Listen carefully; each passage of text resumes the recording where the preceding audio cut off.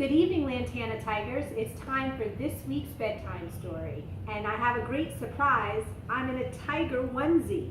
A friend of mine thought it would be a great idea, and I agreed. This week's story is called Grumpy Monkey by Suzanne Lang. This monkey's friends don't understand why he's feeling blue. Let's read to find out. One wonderful day, Chimpanzee woke to discover that nothing was right.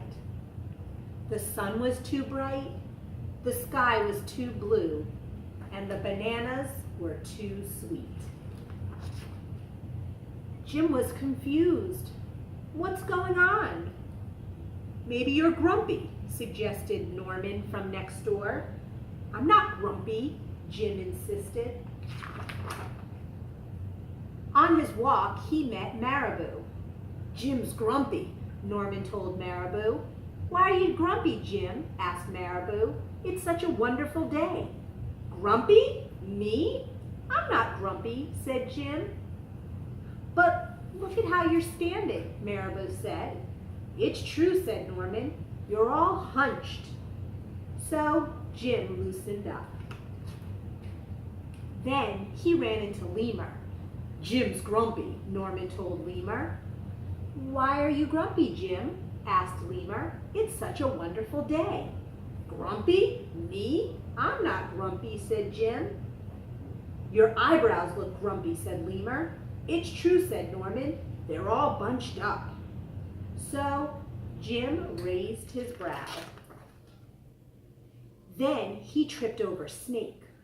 Oh no, said Norman. That's the last thing you need when you're feeling so grumpy. Grumpy? Me? I'm not grumpy, said Jim. Then why that frown? Said Snake. I think it's because he tripped over you, Norman whispered to Snake. So Jim put on a smile. Finally, Jim looked happy. But he didn't feel happy inside. Everyone wanted Jim to enjoy his wonderful day. You should sing with us, said the birds. Jim didn't feel like singing. You should swing with us, said the monkeys. Jim didn't feel like swinging. You should roll with us, said the zebras. Jim didn't feel like rolling. You should stroll with us, said the peacocks. Jim didn't feel like strolling. You should lie in the grass. You should stomp your feet. You should take a bath and make a splash. You should hug someone. You should laugh. You should take a nap. You should eat old meat or some honey. You should jump up and down. You should sit in the sun. You should dance. But Jim didn't feel like doing any of that. Why are you grumpy, Jim? Asked the others. It's such a wonderful day. I'm not grumpy, shouted Jim as he beat his chest.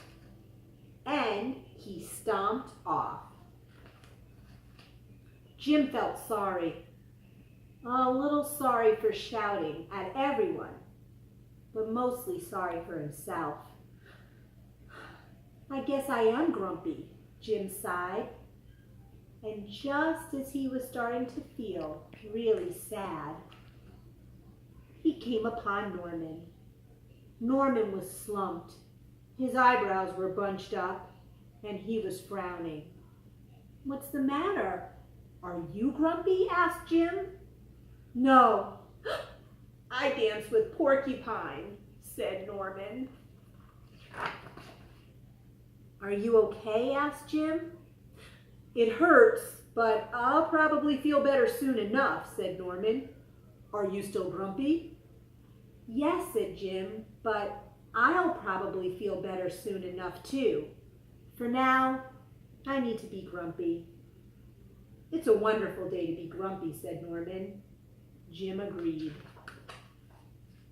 And he already felt a little bit better. The end.